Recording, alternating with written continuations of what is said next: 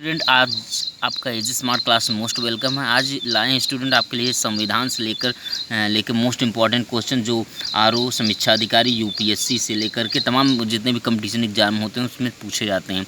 तो स्टार्ट करते हैं स्टूडेंट। भारतीय संविधान का अनुच्छेद जो 57 है 57 राष्ट्रपति के पद के लिए पुनः निर्वाचन के लिए पात्रता निर्धारित करता है।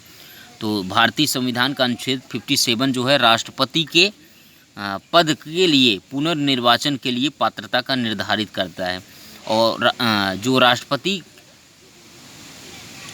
पद के लिए निर्वाचित होने के लिए अनुच्छेद 58 के अनुसार अनुच्छेद 58 में कहा गया कि भारत का वह नागरिक होना चाहिए, 35 वर्ष की आयु पूरी कर चुका हो तथा लोकसभा का सदस्य निर्वाचित हो की योग्यता रखता हो, लोकसभा का सदस्य निर्वाचित होने की योग्यता रखता हो। ये 58 में अनुच्छेद में कहा गया है।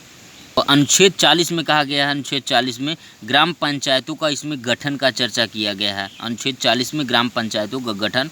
और अनुच्छेद 41 में कुछ दशाओं में काम, शिक्षा और लोक सहायता पाने का अधिकार होता है। अनुच्छेद 41 में कुछ दशाओं में काम, शिक्षा और लोक सहायता पाने का अधिकार।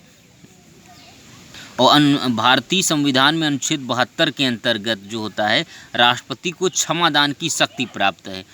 अनुच्छेद आर्टिकल 72 में भारतीय संविधान में अनुच्छेद 72 के अंतर्गत राष्ट्रपति को क्षमादान की शक्ति प्राप्त है।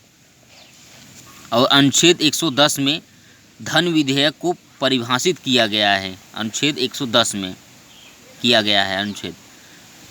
अनुच्छेद 110 में धन विधेयक को परिभाषित किया गया है। और अनुच्छेद 44 में 44 में नागरिकों के लिए समान नागरिक संहिता का अधिकार है। ये अनुच्छेद 44 में बताया गया कि नागरिकों के लिए समान नागरिक संहिता है।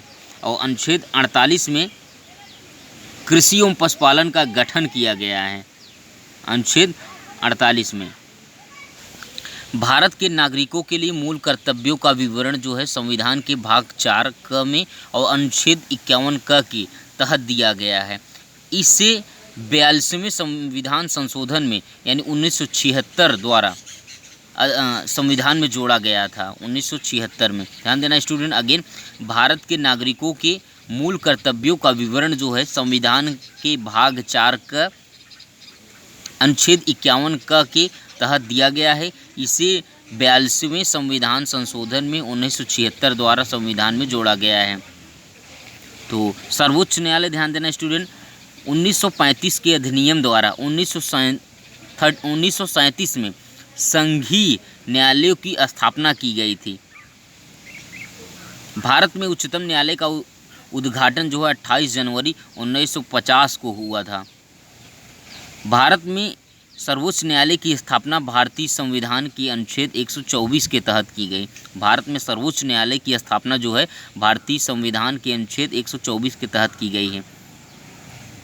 योजना आयोग के पदेन अध्यक्ष प्रधानमंत्री को कहा जाता है। योजना आयोग के पदेन अध्यक्ष जो है प्रधानमंत्री को कहा जाता है।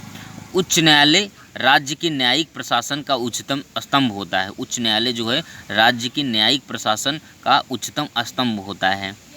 राज्य के नीति निर्देशक तत्व, ध्यान देना स्टूडेंट, भारतीय संविधान के अनुच्छेद 51 के अंतर्गत राज्य के नीति निर्देशक तत्वों में अंतर्राष्ट्रीय शांति और सुरक्षा की अभिवृद्धि का उल्लेख किया गया है। अनुच्छेद 51 में राज्य के नीति निर्देशक तत्वों में भारतीय संविधान के अनुच्छेद 51 के अंतर्गत राज्य के नीति निर्देशक तत्वों में अंतर्राष्ट्रीय शांति और सुरक्षा की अभिवृद्धि का उल्लेख किया गया है। और भारत का प्रधानमंत्री मंत्रिपरिषद का प्रधान होता है। भारत का जो प्रधानमंत्री होता है मंत्रिपरिषद का प्रधान होता है। भारत के संविधान के अनुच्छेद